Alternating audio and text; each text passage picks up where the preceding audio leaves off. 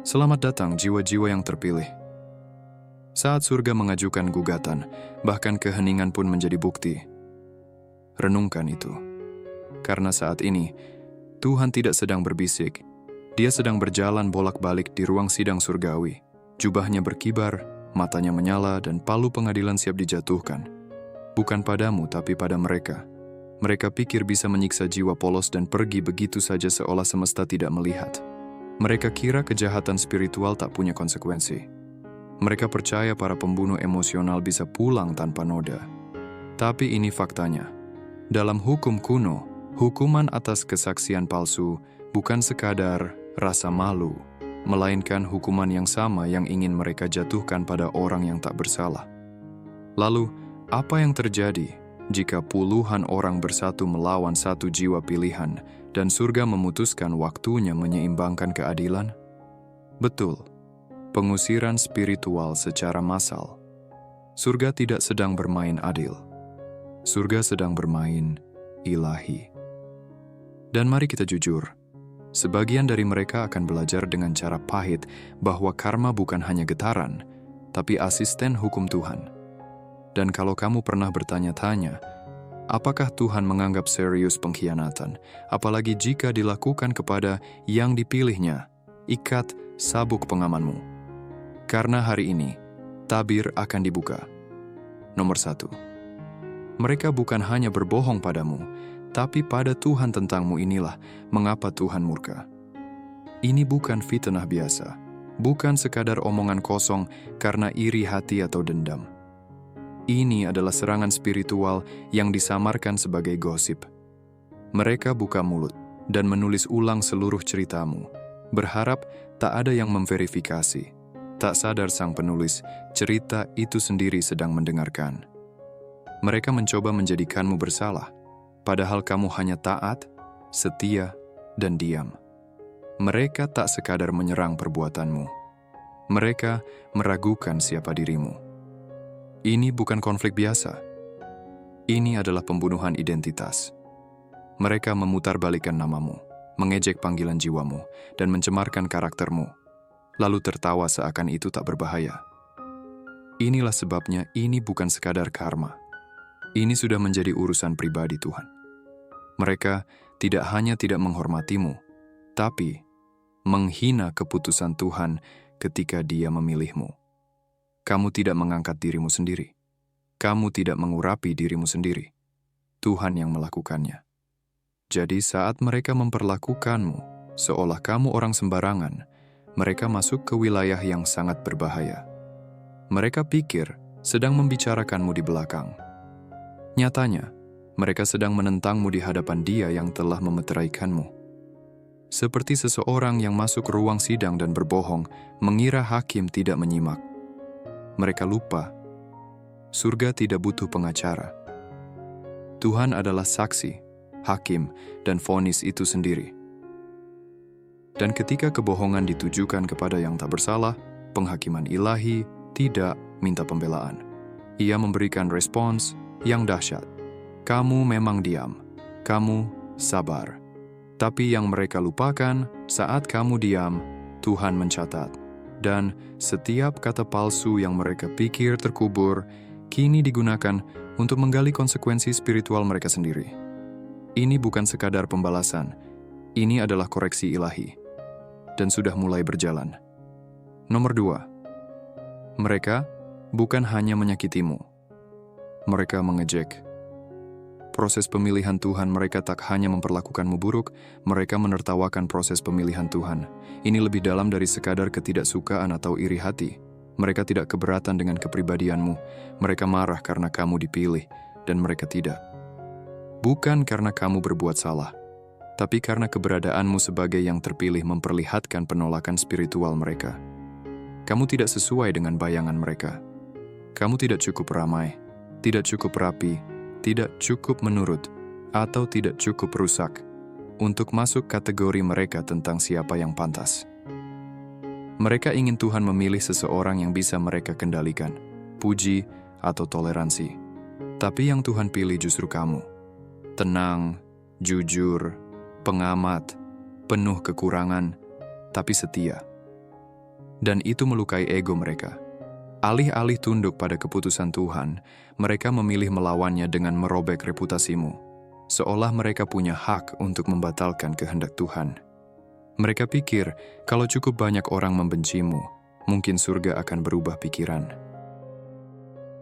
Tapi serangan mereka justru membuktikan mengapa mereka tidak dipilih. Hamba sejati Tuhan tidak berperang dengan keputusannya. Mereka menghormatinya, bahkan saat tak memahaminya.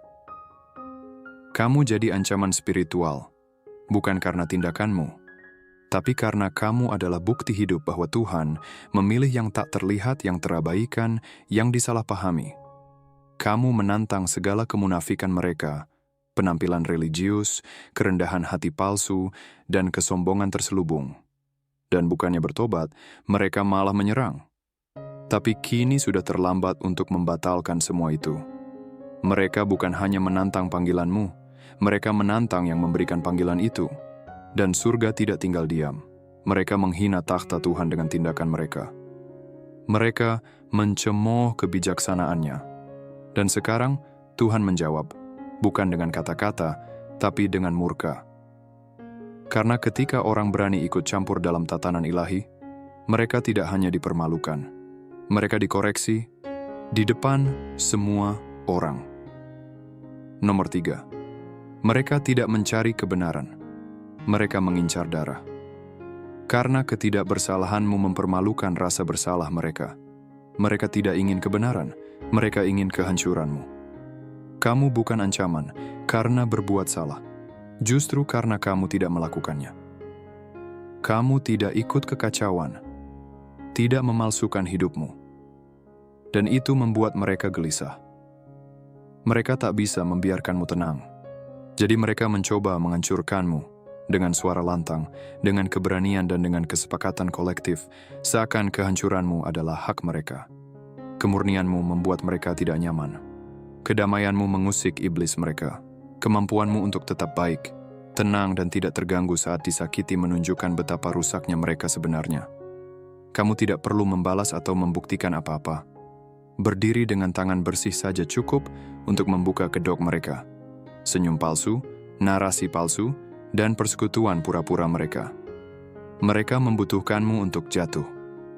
Mereka ingin kamu hancur, karena jika kamu tetap teguh, seluruh narasi mereka runtuh. Mereka butuh sesuatu yang kotor darimu untuk membenarkan kekotoran yang sudah mereka tenggelami, tapi tak ada yang berhasil. Kamu tidak memberi mereka apa yang mereka inginkan, dan itu membuat mereka gila. Jadi mereka melakukan apa yang biasa dilakukan oleh orang yang rusak. Mereka berbohong, melebih-lebihkan, menciptakan drama di tempat yang tak ada apa-apa. Mereka mengubah rasa bersalah mereka menjadi pengadilan terhadapmu. Dan mari jujur, beberapa dari mereka tidak hanya ingin menyakitimu. Mereka ingin menghapusmu, menghilangkan kredibilitasmu, membunuh pengaruhmu, membatalkan panggilan ilahimu. Semua itu karena mereka tidak tahan melihatmu berjalan dalam anugerah yang tidak pernah mereka peroleh.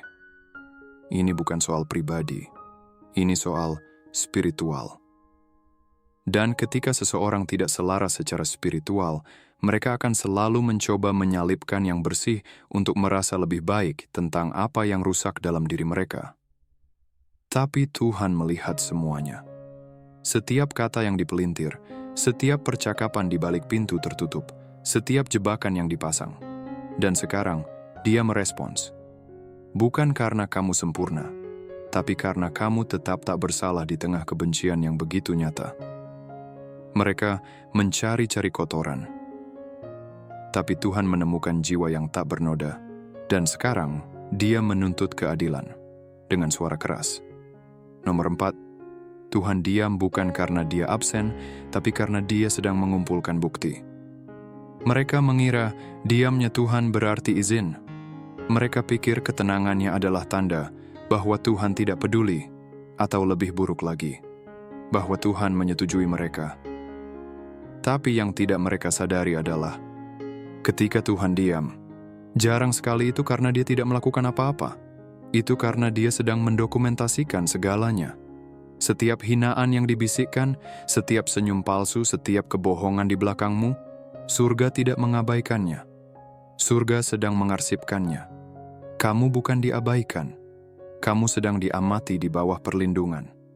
Tuhan tidak turun tangan lebih awal karena Dia tahu kebenaran harus terungkap tanpa gangguan. Jika Dia mengintervensi badai terlalu cepat, orang-orang akan meragukan kekuatanmu. Mereka akan berpikir kamu diselamatkan, bukan karena kamu benar, tapi sekarang tak ada keraguan. Kamu tidak hanya bertahan, kamu tetap bersih di tengah semuanya. Dan sementara mereka sibuk memasang jebakan, tertawa, dan menunggu kejatuhanmu, Tuhan sedang membangun kasus hukum di alam roh, yang tak seorang pun duga.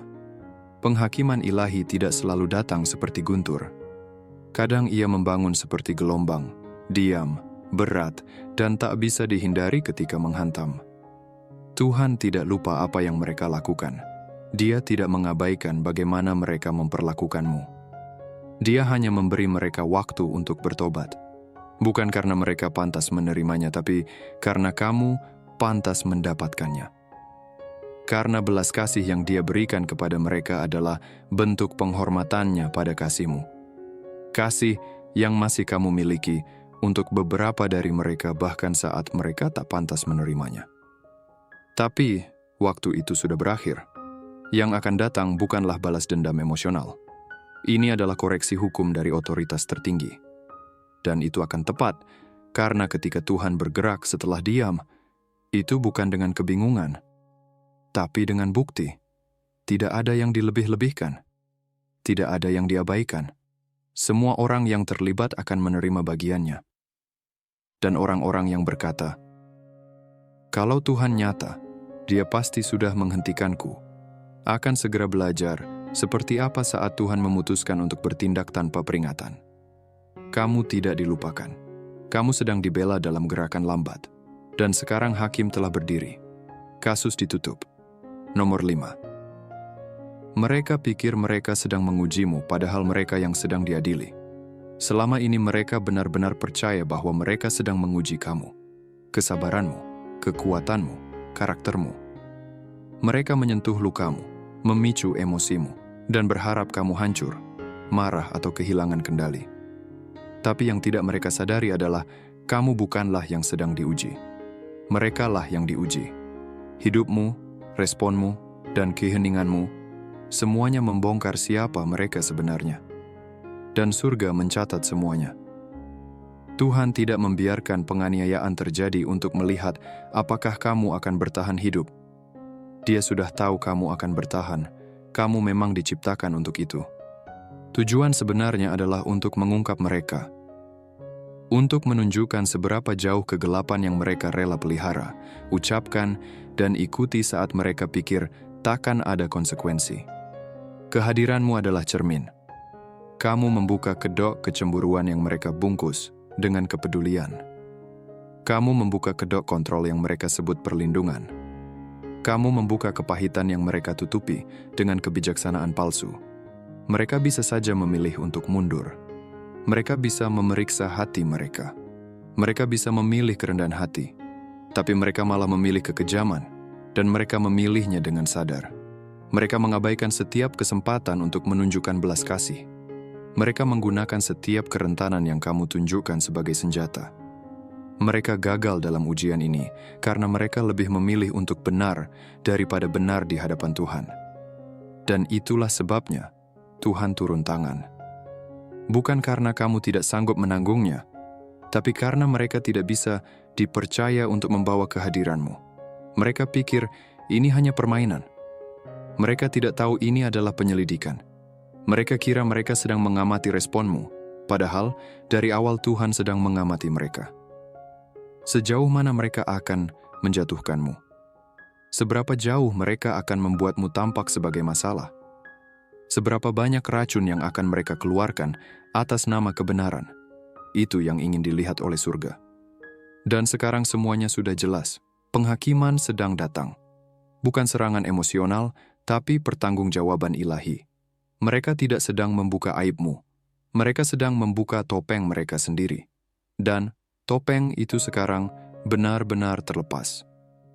Apa yang mereka kira sebagai kehancuranmu sebenarnya adalah kehancuran mereka sendiri di bawah pengawasan surgawi. Dan sekarang mereka yang akan dijatuhi hukuman. Bukan karena kamu memintanya, tapi karena mereka memperolehnya. Nomor 6. Kamu adalah domba yang mereka sembelih, tapi kali ini Tuhan tidak akan membiarkannya menjadi sarana keselamatan mereka. Mereka memperlakukanmu seperti korban persembahan, seolah rasa sakit yang mereka tumpahkan kepadamu akan membersihkan diri mereka sendiri. Seolah jika mereka bisa cukup menghancurkanmu, cukup mempermalukanmu, cukup mengasingkanmu, mereka akan merasa lebih baik atas kegelapan mereka sendiri. Mereka memproyeksikan rasa bersalah mereka ke atas namamu dan meyakinkan diri bahwa yang mereka lakukan itu benar. Mereka tidak hanya kejam, mereka terencana. Mereka berkumpul, menyebar kebohongan, dan bertindak seolah menyerahkanmu ke dalam api adalah bentuk penyucian yang perlu. Tapi tidak ada penebusan dalam motif mereka. Hanya ego, hanya kejahatan. Mereka bilang, kamu pantas mendapatkannya.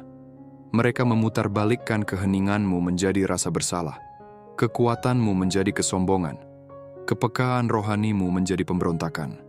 Mereka menjadikanmu kambing hitam atas semua hal yang tidak bisa mereka kendalikan, tidak bisa mereka pahami, atau tidak bisa mereka kuasai. Mereka tidak menginginkan kesembuhan. Mereka menginginkan sasaran. Jadi mereka memilih satu-satunya orang yang tidak pernah bertarung secara kotor. Orang yang terus mengampuni, yang punya banyak kesempatan untuk membalas, tapi tidak melakukannya. Kamu tak bersalah, dan justru itulah yang membuatmu berbahaya bagi mereka. Tapi kali ini, surga tidak akan membiarkannya berlalu. Tuhan tidak sedang mengubah ini menjadi khotbah tentang penderitaan demi kebaikan yang lebih besar. Ini bukan tentang kamu memikul salib agar mereka bisa menemukan kasih karunia. Pintu itu sudah ditutup. Apa yang mereka lakukan bukanlah hal yang suci. Itu adalah serangan. Dan sekarang, lukamu tidak lagi digunakan untuk keselamatan mereka, tetapi sebagai bukti. Apa yang mereka lakukan padamu telah menjadi tagihan rohani mereka, dan surga selalu menagihnya. Mereka pikir bisa menguras tenagamu, menyerang namamu, lalu pergi begitu saja tanpa konsekuensi. Tapi yang tidak mereka perhitungkan adalah pembalikan ilahi. Tuhan tidak mengabaikan apa yang terjadi. Dia tidak membungkusnya dengan bahasa religius. Dia menyebutnya sebagaimana adanya. Tidak adil, jahat, abusif, dan sepenuhnya harus dipertanggungjawabkan. Tidak akan ada damai bagi mereka yang membeli kenyamanan dengan menghancurkanmu. Mereka tidak hanya menyakitimu, mereka menyalahgunakan jiwa yang dipercayakan Tuhan pada mereka. Dan sekarang, rasa sakit yang dulu ingin mereka hapus telah menjadi sorotan yang dipakai surga untuk membuka semua niat tersembunyi, semua pengkhianatan yang dibisikkan, dan semua penonton diam. Keadilan bukan sedang datang, keadilan sudah tiba. Nomor 7, mereka membangun reputasi mereka di atas kehancuran namamu. Tapi sekarang surga membalikkan mata uangnya. Mereka tidak hanya merusak namamu, mereka memakainya.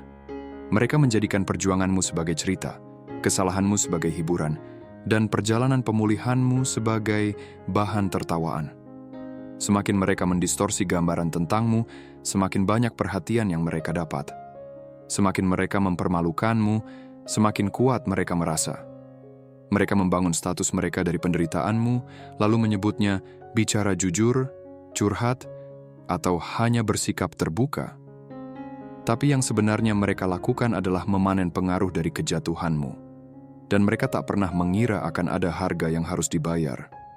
Mereka meraih simpati, membentuk aliansi, dan membangun kepercayaan dengan cara membalikkan orang-orang melawanmu. Mereka melukis diri sebagai korban, pahlawan, atau orang bijak. Sementara di balik pintu mereka menyeret namamu ke lumpur. Tapi inilah yang mereka tak pahami. Tuhan menyimpan bukti. Dan surga tidak hanya memberi ganjaran pada yang tak bersalah. Surga juga mengungkap para manipulator. Segala yang mereka peroleh lewat kehinaan kini sedang dibalikkan. Kredibilitas yang mereka curi lewat namamu kini mulai runtuh. Orang-orang mulai sadar. Kebenaran yang dulu terkubur di bawah manipulasi kini muncul ke permukaan, tanpa kamu harus berkata apapun. Namamu dipulihkan secara alami. Bukan lewat balas dendam, bukan lewat serangan balik, tapi lewat orkestrasi ilahi. Tuhan membalikkan mikrofon. Penonton yang dulu bertepuk tangan untuk para pengejekmu kini merasa tak nyaman. Tepuk tangan sudah berhenti. Cerita mereka sudah tak berfungsi lagi karena buahnya tak bisa berdusta. Dan mereka yang dulu ingin menghancurkanmu kini sedang memanen hasil yang busuk. Kedamaian mereka lenyap. Favor mereka hancur. Koneksi mereka terurai karena semua yang mereka bangun tidak pernah nyata. Itu semua dibangun di atas kebohongan.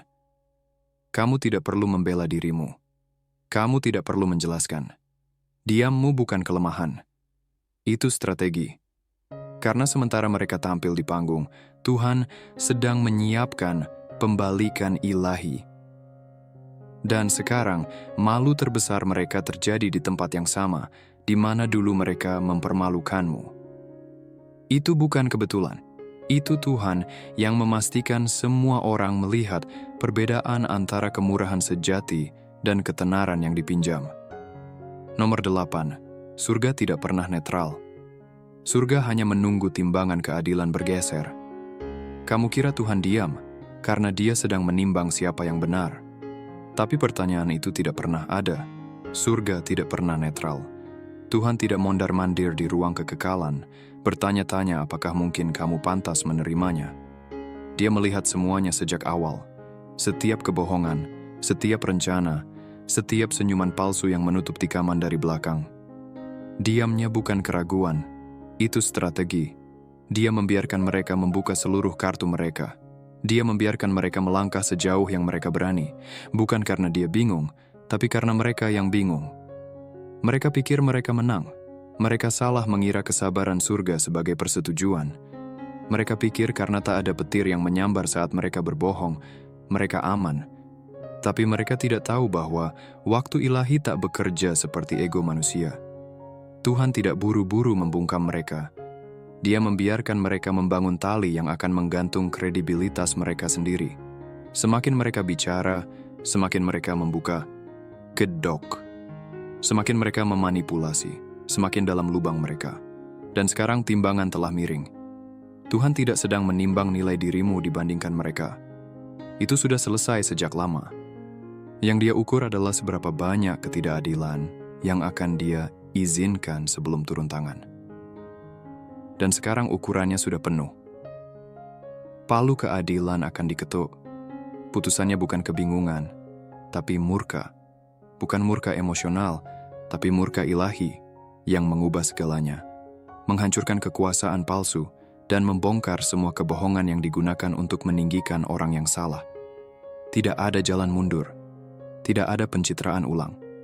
Tidak ada pidato kita semua pernah salah yang bisa menghapus apa yang telah terjadi. Kerusakan yang mereka sebabkan pada reputasimu, damai jiwamu, semuanya kini kembali kepada mereka, dilipat gandakan. Bukan karena kamu menginginkannya, bukan karena kamu meminta balas dendam, tapi karena Tuhan menunggu. Dan dalam penantian itu, Dia membuat keadilan tak terbantahkan. Kamu tidak perlu membela dirimu lagi. Surga sudah memutuskan mendukungmu. Dan kini, keheningan yang dulu melindungi mereka akan menghakimi mereka secara publik, total, dan permanen. Nomor 9, mereka bukan sedang melawanmu. Mereka sedang melawan versimu yang akan segera Tuhan lepaskan. Mereka bukan benar-benar melawan dirimu saat ini. Yang sebenarnya membuat mereka takut adalah versi dirimu yang akan datang. Yang sudah sembuh, terpilih, diangkat, tak terhentikan, dan akan membuat semua kebohongan yang pernah mereka sebarkan runtuh di hadapan terang siapa dirimu yang sebenarnya. Mereka sempat melihat kilasan potensimu, dan bukannya merayakannya, mereka malah panik. Karena jika kamu menjadi seperti yang Tuhan janjikan, mereka akan terbongkar. Bukan hanya sebagai pembohong, tapi sebagai pengecut, manipulatif yang penuh ketidakamanan. Jadi mereka bergerak cepat. Mereka mencoba menghabisimu sebelum kamu naik. Mereka menyerang namamu sebelum panggungmu muncul.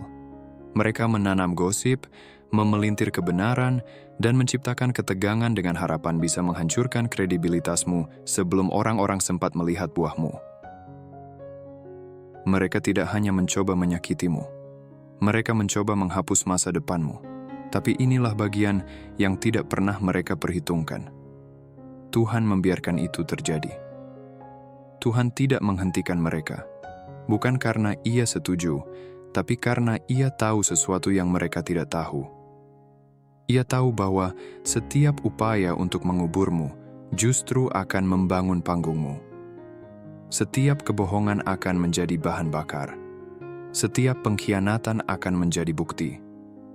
Dan sekarang, setelah mereka kehabisan semua skema, inilah saatnya Tuhan meninggikanmu secara terbuka, otentik, tanpa permintaan maaf. Kebangkitanmu adalah jawabannya.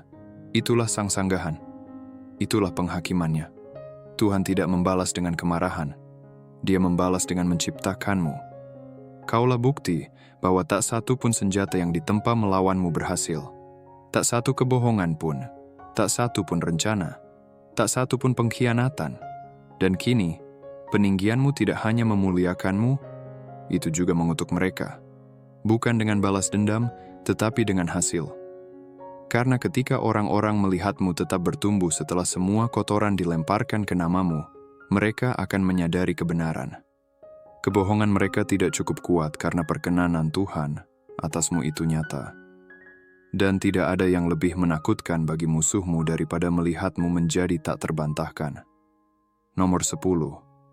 Mereka menyangka belas kasihmu sebagai kelemahan.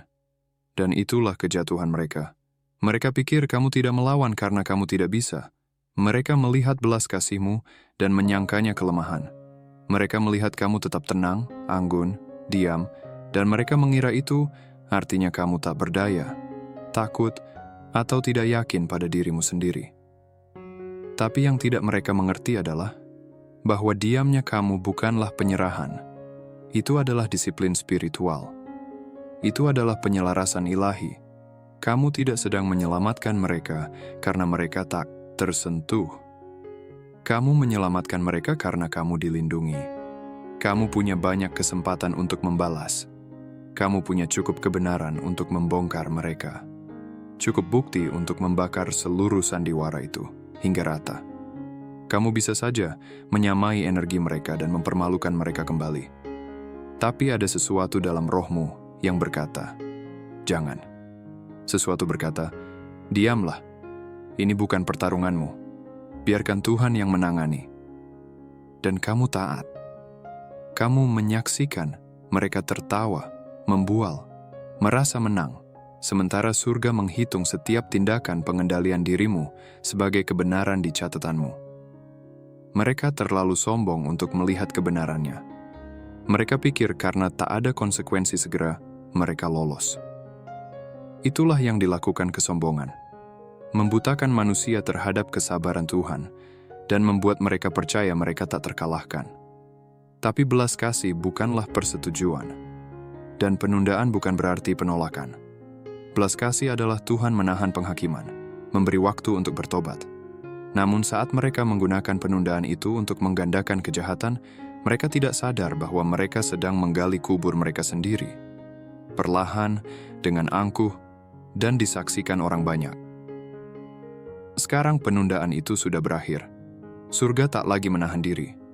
Pengendalian yang melindungi mereka telah terangkat. Dan yang akan datang bukan hanya konsekuensi, tapi kejelasan. Orang-orang akan mulai melihat apa yang tersembunyi. Mereka yang dulu ikut tertawa akan mulai mempertanyakan semuanya. Aliansi mereka akan layu. Kata-kata mereka akan berbalik melawan mereka. Karena saat belas kasih berakhir, penyingkapan dimulai. Dan saat penyingkapan dimulai, kejatuhan pun dimulai. Mereka bukan tak terpatahkan. Mereka hanya dilindungi karena kamu. Tapi sekarang, karena surga telah melepaskan perkara ini, perlindungan mereka telah lenyap. Kamu tak pernah perlu menghancurkan mereka. Kamu hanya perlu bertahan dari mereka. Dan kini, ketahananmu itulah yang memeteraikan nasib mereka. Nomor 11. Mereka berkata, Tuhan tak akan berbuat apa-apa sampai mereka menyadari bahwa penundaannya adalah hukuman mereka. Mereka benar-benar percaya bahwa Tuhan tak akan bertindak. Mereka mengejek imanmu. Mereka menertawakan air matamu. Mereka menyebut namamu dengan lantang, mengira mereka telah membungkam surga dengan kebohongan. Dan ketika tak ada petir menyambar, tak ada pintu yang tertutup, ketika kamu tidak menyerang balik, mereka merasa nyaman, menjadi sombong, percaya bahwa Tuhan sedang tidur atau tak peduli. Mereka salah membaca penundaan ilahi sebagai ketidakpedulian ilahi. Dan di sanalah mereka memeteraikan hukuman mereka sendiri. Yang tidak mereka pahami adalah bahwa ketika Tuhan menunda, itu bukan karena ia ragu, tapi karena ia sedang menumpuk bobotnya. Petir tidak meledak begitu langit menggelap. Ia menunggu. Ia membangun. Ia bergemuruh jauh di bawah permukaan, merentang seiring waktu, menunggu momen yang sempurna untuk menyambar, agar seluruh bumi mendengarnya. Begitulah cara penghakiman bekerja. Ia tidak muncul hanya untuk menakuti. Ia datang untuk mengubah atmosfer. Mereka pikir mereka telah mengalahkan sistem. Mereka terus berkata, kalau Tuhan nyata, ia pasti sudah bertindak sekarang. Tapi Tuhan memang sedang bertindak. Ia sedang mengawasi. Ia sedang mencatat. Ia memberi mereka waktu untuk memperbaiki kerusakan, untuk bertobat, untuk merendahkan diri. Tapi alih-alih mundur, mereka justru melangkah lebih jauh. Mereka mengejek lebih keras. Mereka mengajak lebih banyak orang. Mereka tidak hanya berdosa, mereka merekrut. Dan Tuhan, dalam belas kasih-Nya tetap menunggu. Tapi penantian itu bukan untuk keuntungan mereka. Itu untukmu. Agar saat palu penghakiman akhirnya dijatuhkan, tak ada yang bisa berkata kamu menginginkannya. Tak ada yang bisa menyalahkanmu. Karena kamu tak perlu mengangkat satu jari pun. Sekarang gema dari petir itu mulai bergema. Segala yang mereka lakukan dalam diam mulai terungkap. Orang-orang yang dulu bersorak atas kekejaman mereka kini mulai mundur. Tawa mereka berubah jadi sunyi. Kepercayaan diri mereka berubah jadi kebingungan. Mereka tidak menyangka Tuhan akan datang seperti ini. Bukan dengan tenang, bukan lambat, tapi final. Ini bukan negosiasi. Ini adalah pembalasan. Bukan karena kamu menuntutnya, tapi karena surga yang mengotorisasinya. Tuhan yang dulu mereka pikir mengabaikanmu, kini adalah Tuhan yang tidak bisa mereka hindari. Penundaan yang mereka anggap sebagai keamanan, justru memberi ruang bagi penghakiman untuk berkembang. Kini badai itu telah tiba, dan mereka berdiri di tengah petir yang mereka kira tak akan pernah datang. Nomor 12. Diamnya kamu bukan kelemahan. Itu adalah strategi hukum di pengadilan surga. Diamnya kamu bukan kekalahan, bukan kelemahan, bukan kepasifan. Itu adalah strategi. Bukan di pengadilan opini publik, tapi di pengadilan surga. Saat mereka berteriak, memfitnah, memutarbalikkan setiap kata-katamu, kamu tetap tenang. Bukan karena kamu tidak punya apa-apa untuk dikatakan, tetapi karena kamu tahu siapa yang sedang mengamati. Kamu mengerti sesuatu yang sering dilewatkan banyak orang. Terkadang argumen paling kuat justru terdengar lewat keheningan. Setiap kali kamu memilih damai daripada pembalasan, kamu sedang membangun kasus hukum. Bukan di bumi, tapi di alam tak kasat mata. Apa yang mereka lakukan padamu bukan hal sepele. Bukan tanpa dampak. Itu disengaja, konsisten, dan dalam beberapa hal kejam hingga tak terungkapkan. Tapi alih-alih melawan dengan cara kotor, kamu tetap bersih. Kamu pergi saat kamu bisa membalas. Kamu menegakkan kepala saat mereka mencoba menenggelamkan namamu. Kamu menangis, tapi tidak mengutuk. Kamu hancur dalam kesendirian, tapi tidak menyerang di hadapan umum. Dan dengan setiap keputusan untuk tetap selaras dengan integritas, kamu memberikan surga lebih banyak bukti. Di dalam alam spiritual, pengendalian diri berbicara lebih lantang dari kata-kata. Diammu mencatat setiap ketidakadilan secara langsung. Setiap helaan napas, setiap malam yang membuatmu tak bisa tidur, setiap momen kamu memilih untuk menahan lidahmu menjadi bagian dari berkas ilahi yang tertera namamu. Dan kini berkas itu telah sampai di ruang sidang surga. Dan sang hakim tidak sedang mempertimbangkan. Dia sedang memutuskan. Tuhan sedang bergerak untukmu sekarang, bukan karena kamu berteriak cukup keras, tapi karena Dia-Mu membuktikan siapa dirimu dan memperlihatkan siapa mereka sebenarnya. Keheninganmu bukanlah kehampaan. Itu adalah ketaatan. Itu adalah kepercayaan. Dan sekarang itu menjadi senjatamu. Hal yang mereka pikir akan mendiskualifikasimu justru digunakan surga untuk melayakanmu bagi intervensi ilahi. Mereka pikir kamu kalah. Mereka pikir kamu sudah selesai. Tapi surga melihat sesuatu yang mereka tak pernah lihat. Jiwa yang menolak untuk merendah, dan roh yang cukup kuat untuk tetap percaya kepada Tuhan bahkan ketika itu menyakitkan. Kini pembelaanmu bukan hanya akan datang, tetapi telah dibenarkan secara hukum. Surga tidak hanya membelamu secara emosional, tetapi juga secara hukum. Kasus ini telah ditinjau. Putusannya final dan akan bergema cukup keras untuk membungkam setiap kebohongan yang pernah mereka sebarkan. Nomor 13. Mereka mencoba menghapusmu. Sekarang Tuhan sedang menulis ulang sejarah dengan namamu dalam tinta emas. Mereka pikir mereka punya kata terakhir atas kisahmu.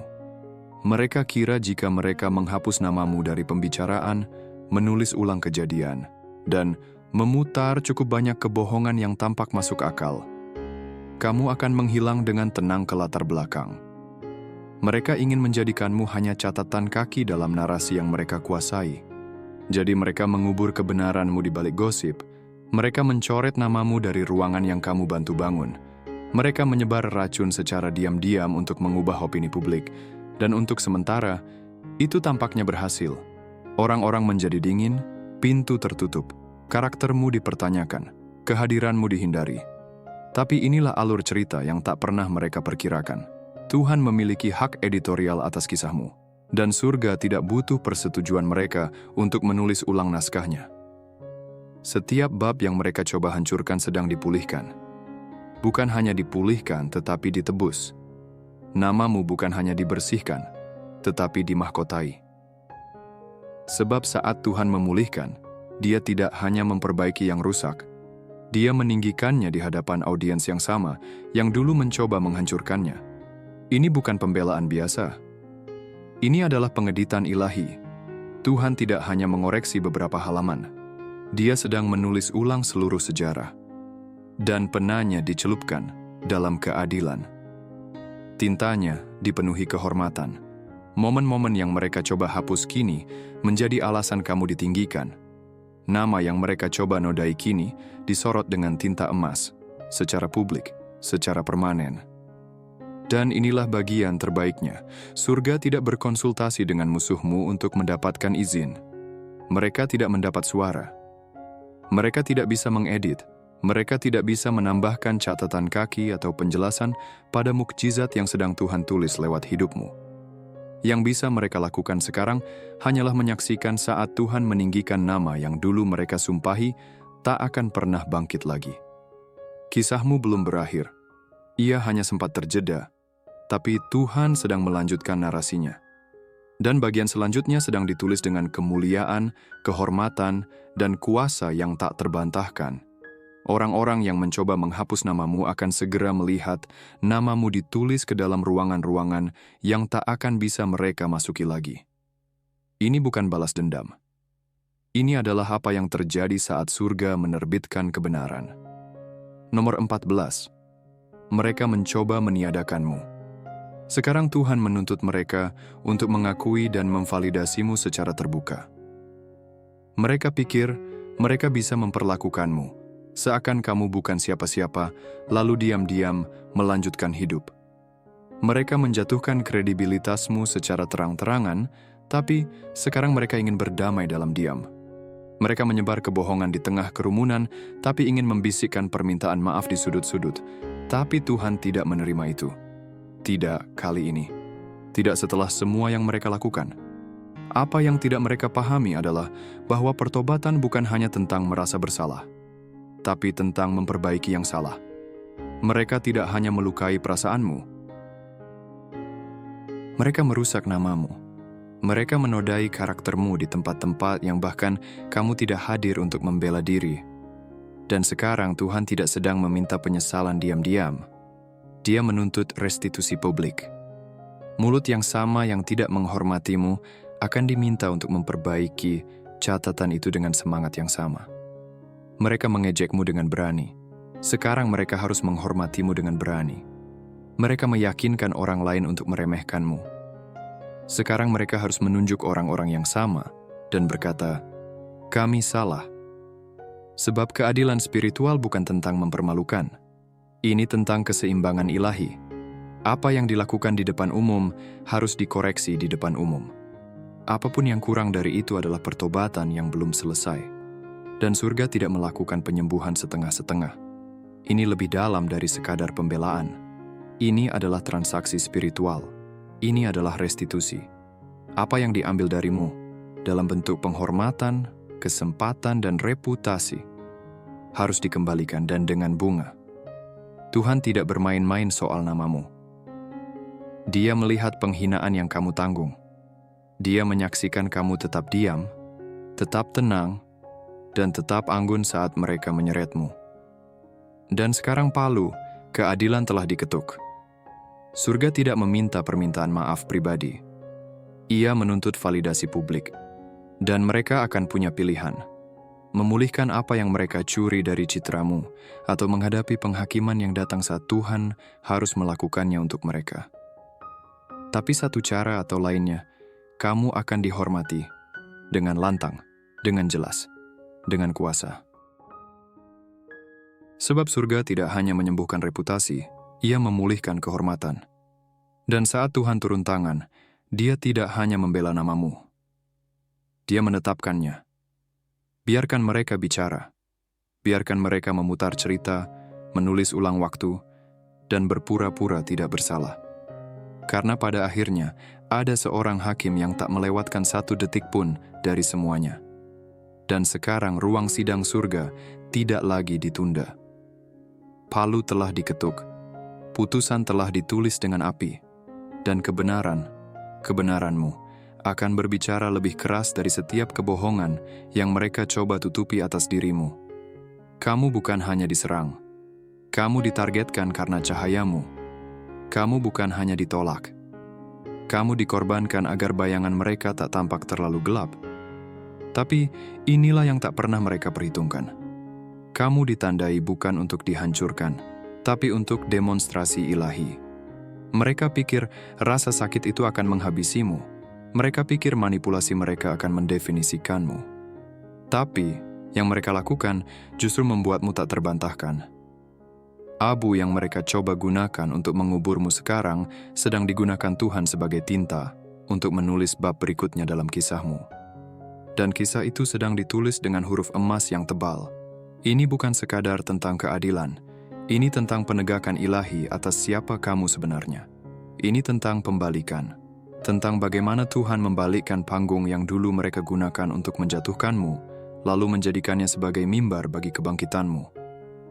Bukan agar kamu bisa berteriak, "Tuh kan, aku bilang apa?" Tapi agar kamu bisa melangkah dengan bukti tak terbantahkan bahwa surga selalu menang. Meskipun terkadang terasa lebih lama dari yang kamu harapkan, kamu tak perlu membela diri. Kamu tak perlu membalas. Hasil akhirnya akan berbicara lebih keras dari semua kata yang bisa kamu ucapkan. Jadi jangan mengecilkan dirimu. Jangan meragukan nilaimu hanya karena orang lain terlalu rusak untuk bisa melihatnya. Tuhan sedang bergerak. Dan kali ini, Dia tidak datang sebagai penghibur. Dia datang sebagai pembalas. Bukan karena kamu memohon balasan, tetapi karena Dia adil adanya. Dan keadilan ilahi selalu meluruskan ketidakadilan dunia. Namamu akan dipulihkan. Kisahmu akan diceritakan dengan jujur. Dan mereka yang dulu merasa bebas mencoreng kehormatanmu akan dihadapkan pada dua pilihan.